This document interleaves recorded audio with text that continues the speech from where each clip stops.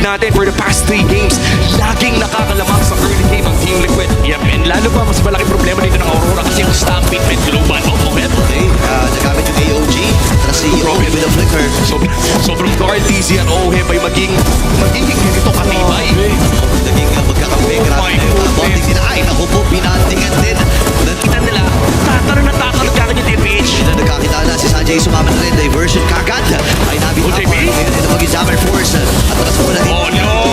Gayon din naman ang Okay, pa ni Carl. Inanapan pa yung Carl. Oh my goodness! wow!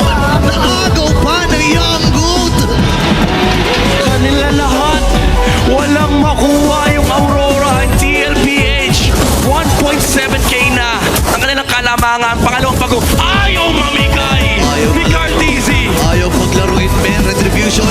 Buti nila kahit nasunog pa ngayon. Susunugin ata nila si Edward. Ay, nakit na! Napakahakdi na talaga ang flicker na Kaya sanang lumaban at mag-reinforce ng kanilang aggression. Hindi umaabot sa mga pinipiling laban ng TLPH. This is by far, I think, one of the faster games as well para sa Team Liquid Philippines. Gamit na gamit. Oh, ay, harap si Carl. Ipindi nata si Card. Pero yun po, may goal. Si Sanford sa likuran. Di man kaya magiging target nila. Disperse invitation na force kagad.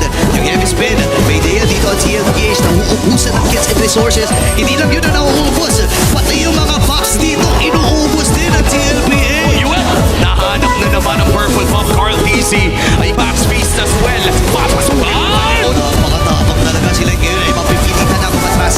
Kalahati yung buhay ni Carteezy and si Oho free down sa likod. Dispersion rotation, nakakaptian na rin si Bird na kung sino-sino na lang ang pinagtitripan nila. Ayaw magpahinga. Dito na rin yung version 3, wala atang ideya dito ang Aurora. Pasok si Carteezy, tumama yung Taunt of Flicker. May na-force na rin kagad, even the back east.